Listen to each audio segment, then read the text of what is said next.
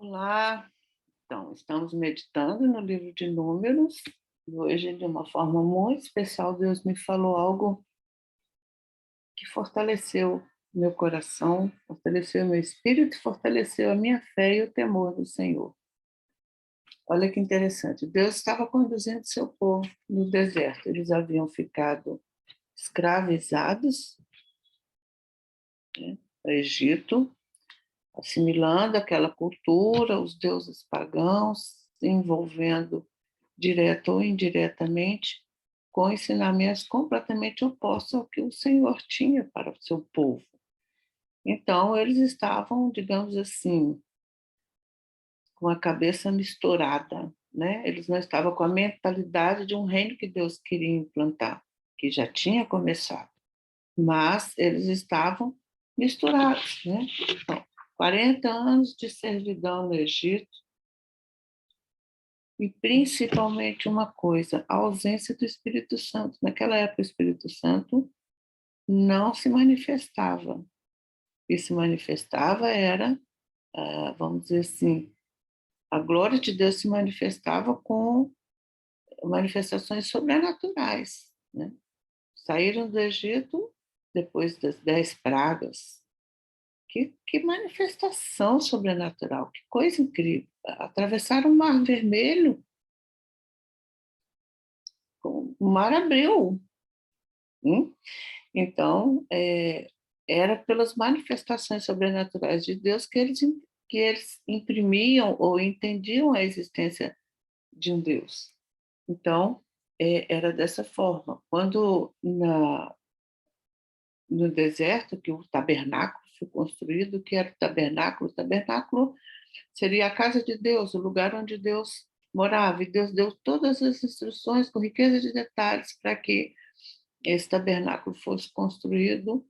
É maravilhoso, toda a simbologia, toda a comunicação, tudo que Deus queria já imprimir no homem a partir da construção do tabernáculo foi algo assim fantástico. Mas o que eu realmente quero trazer hoje é que Deus fez uma coisa muito interessante. Ele colocava para ele mostrar para o povo se era para ficar ou ir naquele determinado local, porque eles estavam no deserto, fazendo uma longa caminhada, né, para conquistar novas terras para chegar a Canaã. Então, no meio do caminho, né, existiam manifestações de Deus, mandava o maná. Então, o tempo todo Deus cuidava, mas uma manifestação era muito interessante, que era, durante o dia, sobre o tabernáculo, que ficava no meio das tribos, as tribos ficavam em volta, o tabernáculo no meio. E no meio onde estava o tabernáculo, em cima do tabernáculo, durante o dia, tinha uma nuvem. E à noite, uma coluna de fogo. Então, assim, na verdade era assim, de dia, uma nuvem. À noite, fogo sobre o tabernáculo. Como que era a forma desse fogo? Eu tenho a impressão que era alguns lugares para coluna de fogo. Aqui, por incrível que pareça, nesse texto, ele não fala coluna. Ele me despertou pela primeira vez, porque coluna apareceu lá no Mar Vermelho. Eu achei curioso isso aqui, pela primeira vez me despertou, falou que não fala que é coluna. Então pode ser uma nuvem em forma de fogo. Aqui não importa a forma, importa a manifestação dessa glória. O que significava essa nuvem? Enquanto essa nuvem, ou de fogo, ou durante o dia ou à noite, ficava sobre o tabernáculo, ninguém saía do lugar. Ficava ali. Eles ficavam literalmente, o tabernáculo no meio, era assim distribuição. As tribos em volta, tá?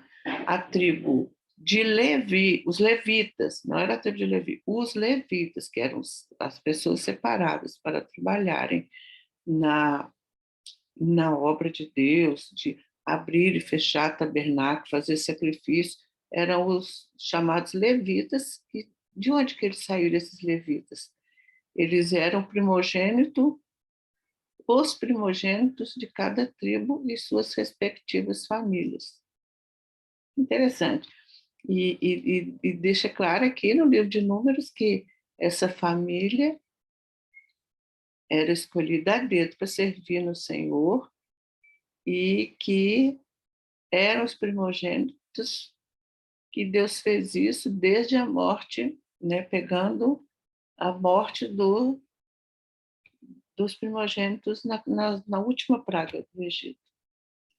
As razões de Deus, né, pode ser que no outro momento meditar específico sobre essa área tenha algum, mas Deus tem razões, e as suas razões são sempre boas e certas. Mas vamos voltar ao que interessa aqui. Então, olha, 40 anos de servidão no Egito, assimilando uma cultura pagã, misturando-se com muitos deuses, e a ausência do Espírito Santo. Então, para isso, Deus precisava falar de forma sobrenatural. E a forma sobrenatural era a nuvem durante o dia e o fogo à noite. Então, enquanto essa nuvem estivesse parada em cima do tabernáculo, eles ficavam acampados. Poderia ser um mês, 2 meses, como poderia ser uma semana, um dia. E eles ficavam ali obedecendo. Quando a nuvem ou o fogo se movimentava, se movia, Deus estava mostrando que ele iria, estava falando, levante acampamento. Meu povo, levante acampamento. Manifestações sobrenaturais. E eu fiquei pensando, por que essas manifestações sobrenaturais? Né? O que Deus tinha em mente quando ele fazia dessa forma? 2 coisas Deus precisava desenvolver naquele povo, que ele estava reensinando, reeducando, né? Que ele estava mostrando que existia um só Deus. Então, quando ele estava mostrando isso, ele usou dessas manifestações, tá? Então, vamos lá. Por que Deus usava o sobrenatural? Aqui no caderninho. Umas 4 páginas também hoje. Por que Deus usava o sobrenatural? Com a ausência do Espírito Santo, a maneira que ele tinha de imprimir 2 coisas. É sobre isso que eu quero falar. Até agora foi a introdução. 2 coisas ele precisava imprimir no coração daquele homem. A primeira é fé e a segunda é temor. Sabe a fé que hoje nós temos, que é comunicada por uma ação do Espírito Santo? Naquela época eles não tinham essa ação do Espírito Santo, essa manifestação precisava ser diferente. Não era ao coração, era visível aos olhos. Então, quando o povo via aquela coluna, você imagina uma nuvem de dia e ela se movimentava, o povo saía. Era uma manifestação gloriosa, fora outras manifestações que Deus fazia, que não é o nosso foco de falar aqui agora. Como, por exemplo, mandar maná do céu, comida do céu, caía do céu, maná, que era o pão, e perdizes, para eles comerem. Quer dizer, nunca faltou, sempre houve provisão. Então, dentre tantas manifestações, eu quero falar sobre essa nuvem. E então, o que Deus estava ali desenvolvendo naquele povo? Fé, que significa confiança, que era uma maneira de Deus trazer para eles a existência do sobrenatural, a existência do reino, de um lugar, de uma ideia, de algo que ele tinha para eles, e principalmente para apagar da cabeça deles toda aquela crença politeísta, né? Milhões de deuses, sendo que Deus é um só. Então, essa fé que hoje nós temos, que é uma comunicação do Espírito Santo, temos a vontade, mas muitas vezes a gente não quer essa vontade, a gente quer manifestação, que nem Deus fazia no Velho Testamento, né? Que engano que a gente comete. A gente tem à nossa disposição essa comunicação. Então, ele precisava trazer essa confiança, essa fé. Sem fé é impossível agradar a Deus, porque só com os olhos da fé a gente consegue, de verdade, enxergar a existência de Deus, enxergar que há um Deus do céu que nos dará bom êxito, há um Deus que nos criou com suas próprias mãos, há um Deus que criou o universo, todas as galáxias, né? A Terra, a natureza. Existe um Deus. Não somos fruto de um pensamento tardio. Não somos fruto aleatório. Existe um Deus que nos teceu com as próprias mãos de forma individual. É muito poder, né? Pois é, essa é a fé nesse poder que Deus quer e precisa imprimir em nós. Eu estava ali naquele deserto imprimindo, porque sem fé a gente não chega até a Deus. Agora, uma outra palavra que eu quero trazer é sobre o quanto essas duas palavras estão intimamente ligadas. É a fé e o temor. O que seria o temor? Medo? Não, Deus não queria medo. Deus queria um respeito reverente. O que é esse respeito reverente? Olha, existe um Deus, vocês não estão à deriva. Vocês têm um Deus que zela por vocês e tem a quem prestar contas. Quando você não tem a quem prestar contas, você faz a sua vida o que você quer, porque nós temos o DNA, uma natureza corrompida. A gente faz da vida da gente até o que a gente não quer, quando a gente não teme, quando a gente não tem esse respeito reverente, quando a gente não entende que nós não temos alguém a quem prestar contas, que nós temos alguém, quer o homem queira ou não, aceite ou não, nós temos a quem prestar contas. Então, fé e temor, né? Que Deus estava tentando não, o que Deus estava manifestando a sua glória com aquele povo, mostrando coisas sobrenaturais, porque ele estava desenvolvendo no povo fé e temor. Fé é quando a venda dos olhos se cai e você enxerga o sobrenatural. Você enxerga essa mentalidade de um reino específico, que é o reino do Filho do seu amor, que é o reino de Deus. A gente sai do comando do reino das trevas, que nos deixa à deriva, que nos manipula, que nos usa, né? Veio para matar, roubar e destruir. A gente sai debaixo do comando e do domínio daquele reino e vai para o comando do reino do Filho do seu amor. Deus colocou a eternidade no coração do homem. E essa eternidade que Deus colocou no coração do homem fala da fé inerente, completamente inerente que nós temos. Nós temos a fé, ela faz parte de nós, como a nossa pele faz parte do nosso corpo. Quando Deus colocou a eternidade no coração do homem, ele estava ali imprimindo o mais precioso, o melhor presente que ele poderia dar a nós, que era uma fé. Fé no invisível.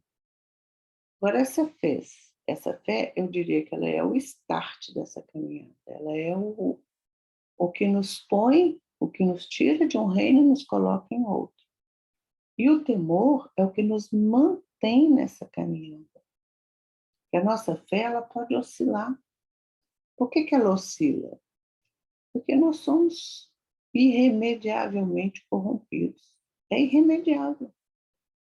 Só depois que a gente morre é que a gente deixa de ser corruptível. Enquanto ou o Senhor nos busca antes, porque Ele vai buscar o seu povo, pode acreditar, ou a gente vai morrer e vai ressuscitar num corpo incorruptível. Enquanto a gente não tem esse corpo incorruptível, a gente tem uma fé oscilante, uma fé que vacila. Um dia crê muito, outro dia tem dificuldade de acreditar e confiar em Deus.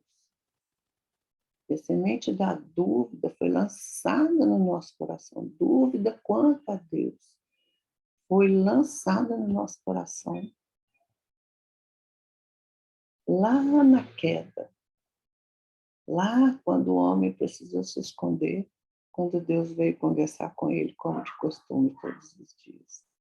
Ali foi quebrado, foi cortado o vínculo, foi, digamos, foi interrompido. Então, essa fé inerente em nós, se não vem acompanhada ela já vacila por si só. ela já vacila por si só. O temor vai nos sustentar, nos manter ali. Porque o temor do Senhor é o princípio da sabedoria. Sabedoria é escolher o reino do Filho do seu amor. Sabedoria não é ficar no reino das trevas. Então é sobre a gente entender que existe uma mentalidade de um reino que é muito diferente do reino que a gente vivia antes de ter essa, essa iluminação que vem da fé. Iluminação nos olhos do coração, para enxergar que existe um reino, uma mentalidade, uma família, e que vamos todos estar no mesmo lugar. E é isso que incansavelmente o inimigo tem tentado destruir. Em 2022, hoje é dia 7 de março de 2022. Em 2022, mais do que nunca eu posso dizer que o mundo está se dividindo entre os que temem a Deus e entre os que não temem. Os que temem mantêm a sua fé pelo temor. Agradam a Deus, sem fé é impossível agradar a Deus. Agradam a Deus pelo temor. O temor do Senhor é o princípio da sabedoria. Fé e temor andam juntos, né? Então, tem aqueles que andam na fé e no temor. Mas os que não andam na fé e no temor querem nos impedir de andarmos nessa fé e no temor, porque eles acham que isso é a história da carochinha. Eles acreditam veementemente, eles foram construídos a acreditar nisso, né? Dentre de muitas formas eles foram construídos a acreditar nisso, não vou nem entrar no mérito aqui.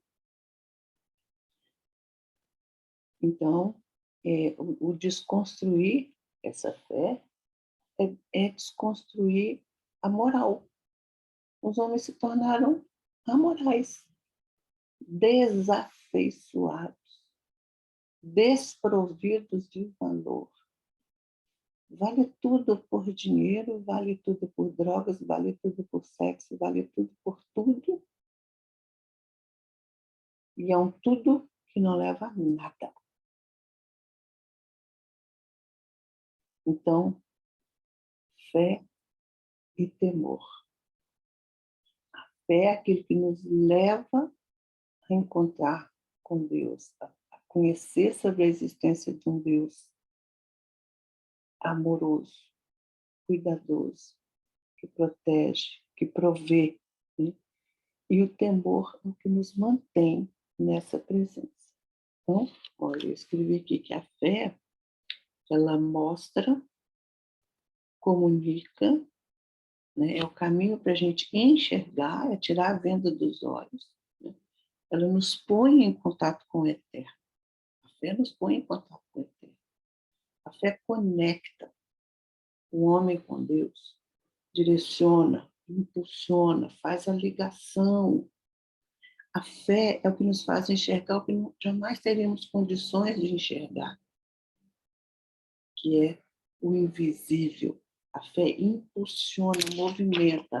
A fé faz existir o que não tínhamos condições de enxergar. Meu Deus, com os nossos olhos naturais, não. Então, a fé abre os olhos para o inimaginável. Então, eu quero dizer para você o seguinte: esse inimaginável que nossa mente não consegue alcançar é real. E só a fé nos faz enxergar isso. Tá? Porque sem fé é impossível agradar a Deus. Por que sem fé é impossível? Porque só com os olhos da fé nós enxergamos o que nós precisamos enxergar. E sabe, olha uma coisa bacana que eu fico impressionada é que o, o que a fé promove em nós, segurança, estabilidade, conforto, paz, paz que excede a todo entendimento. O que a fé gera em nós é algo inimaginável, né? Só com os olhos da fé nós contemplamos o invisível, fortalecemos o nosso espírito, calamos a nossa alma e acalmamos o nosso corpo, que é voraz. Nossa carne é voraz pelo pecado. Pecado é o imoral, tá? Então, não pode haver algo mais doloroso nessa vida do que não ter fé, do que viver sem fé. Outro dia escutei uma declaração do Leandro Carnal, ele é um filósofo da atualidade, e ele falou que a coisa que ele mais... Ele é declaradamente ateu, fala isso com todas as letras, com o direito que ele tem, mas ele disse que ele tem inveja dos que creem, porque eles têm uma força que os que não creem não têm. Isso já revela que dentro dele existe uma semente de fé, né? Vamos ver onde é que vai dar isso. Mas, se ele escolheu não ter, isso não é problema nosso, é dele. Então, sem fé, gente, as pessoas, elas enlouquecem em si mesmas, elas perdem o rumo, né? Elas perdem parâmetros, elas não têm sentido de vida. O sentido de vida delas é prosperidade, é ter, ter, ter, ter. Sendo que onde que a fé nos leva é ser em Cristo, ser em Deus, nossa identidade resgatada nele. Então, a fé, ela é a mola mestra. Ela é o caminho que Deus nos deu para nos fazer entender que existe um reino e em sua mentalidade vivemos nele de forma gostosa e confortável e segura, porque só quem tem fé consegue ter segurança nos dias de hoje. Segurança vem pela fé. Então, se Deus colocou a eternidade no coração do homem, significa que todo homem tem uma fé inerente. Então, Leandro Carnal diz, eu sou ateu, mas eu tenho inveja dos que creem. Porque Deus colocou a eternidade no coração dele, né? Então, a fé é o start dessa caminhada. E o temor é o que vai nos manter nessa caminhada. Até assim, a fé abre os olhos. Mais ou menos assim. Guarda isso daí. A fé abre os nossos olhos. O temor mantém os nossos olhos abertos. Sem o temor eu não consigo manter, porque a nossa fé oscila, porque o nosso DNA é corrompido, e nós temos muito mais fácil tendência para fazer. Porque se a gente é corrompido no DNA, flui de nós o mal. A facilidade que a gente tem de fazer o mal é muito... O mal não tem esforço para fazer. Você tem prazer em fazer o mal, a verdade é essa. O mal que eu digo não é a maldade propriamente dita, que ninguém quer fazer e matar. Mas eu estou dizendo assim, o curso natural da vida é mais fácil errar do que acertar. Acertar exige esforço. Então, a fé é o start, mas o temor é o que nos mantém. A fé abre os olhos, o temor nos mantém de olhos abertos, né? Então, o que faz manter a fé e o temor?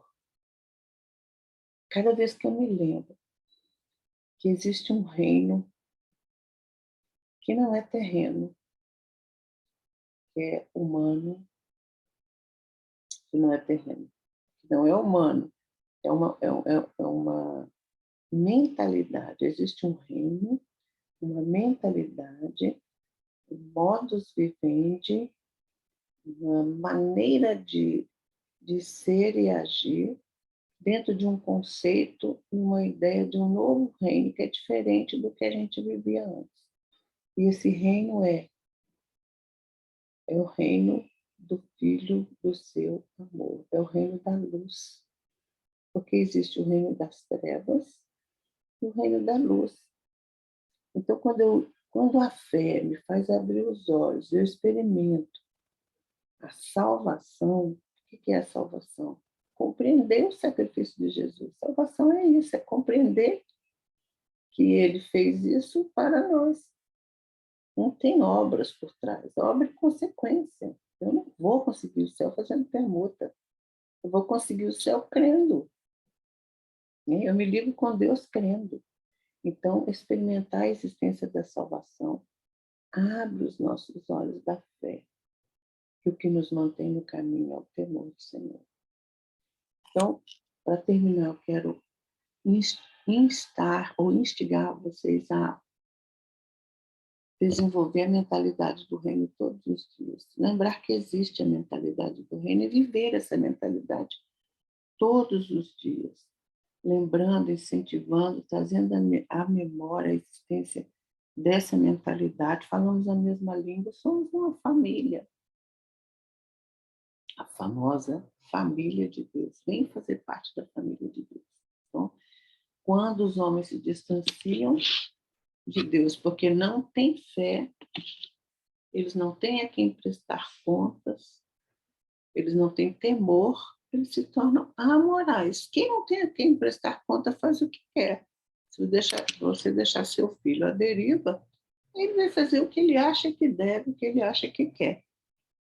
E uma criança não tem condições emocionais e físicas e todas, né, possíveis de conduzir a sua própria vida. Ele precisa de parâmetro, ele precisa de educação, ele precisa de ser orientado, ele precisa ser ensinado. Ensina a criança no caminho que deve andar. E nem quando for velho se desviará dele. Porque se você imprimir na criança, que é o que a gente vê aí acontecendo, estão tentando tirar a possibilidade de imprimir na criança qualquer coisa que o coloque no caminho de Deus. É a amoralidade. Onde que uma criança tem condições de decidir qual sexo ela vai ter. Nossa, se a gente for entrar nesse mérito, a gente enxerga coisas que até Deus duvida. Mas está aqui, minha reflexão de hoje é sobre fé e temor. Os dois andam juntos. Minha fé oscila, o temor me mantém. A minha fé abre os olhos, o temor me faz perseverar. O temor fala não de medo, fala de respeito reverente, fala de a ideia de que eu tenho a quem prestar contas. Quando eu tenho a quem prestar. Uma criança, se ela tem a quem prestar contas, né, ela deve ouvir os pais, perguntar aos papais, o papai e a mamãe se pode ou se não pode. É assim, mais ou menos isso. A gente está na condição de filho de Deus aqui na Terra. Então, da mesma forma que uma criança, um adolescente, um jovem precisa da orientação do pai e da mãe, nós precisamos, porque nós não... Olha, em se tratando como é que fala? De manter essa fé e não oscilar, para não oscilar, mesmo a gente tendo estrada com o Senhor, a nossa fé oscila. Não é porque nós queremos, vou mais longe, não é nem porque escolhemos, é porque o nosso DNA é corrompido, desgraçadamente corrompido. Paulo falava, o bem que eu quero fazer, esse não faço. O mal que eu não quero, esse vivo a fazer. Eu lembro uma vez eu estava no seminário, eu decidi passar um dia sem pecar. Uai, eu não tenho livre-arbítrio, a escolha não é minha? Então eu vou passar um dia inteiro sem pecar. Mesmo passando a maior parte do tempo que eu podia ficar separada de pessoas, eu fui para o meu quarto, deitei na minha cama e fiquei lá quietinha, orando e tal. Quando no horário de aula, essas coisas eu não podia, né? O horário de atividade eu não podia, mas quando eu estava sozinha, eu podia ficar, eu ia ficar sozinha. E aí eu falei, bom, eu ficando quietinha, que eu vou conseguir não pecar. E eu pequei, em pensamento. E é mais forte do que eu percebi o poder e a força da natureza caída naquela... Eu tinha acho que 20 anos. Eu fui para o seminário com 19. Tinha uma média de 20, 21. Então, você imagina, você passar o dia inteiro vigiando para não errar. Eu não queria errar. Não, eu não quero errar, eu quero acertar. Se Deus me deu livre-arbítrio, eu posso escolher, eu não vou errar hoje. Olha, gente, eu errava assim, uma coisa impressionante. Eu não errava com a ação das minhas mãos, eu errava aqui dentro. Porque tudo começa aqui, tudo acontece aqui dentro. Quando vem para as mãos, já aconteceu aqui. Só pode ir para as mãos depois que aconteceu aqui. Eu não matei uma pessoa, mas eu pensei mal de uma pessoa, eu julguei uma pessoa. Eu nem lembro quais pecados que eu cometi. No final do dia, eu fiquei muito frustrada. Com 20 anos, né? Fiquei muito frustrada, porque eu falei, cara, de verdade, eu não consigo. Eu não consigo. Eu preciso de Deus na minha vida. Eu preciso da fé e do temor. Tá certo, gente? Espero que Deus tenha falado de alguma forma ao seu coração com essa meditação. Um abraço. Até o próximo. Fé e temor. Deixe a mentalidade do reino se instalar em seu coração. Só assim a gente tem a paz que excede a todo entendimento. Ok? Um abraço.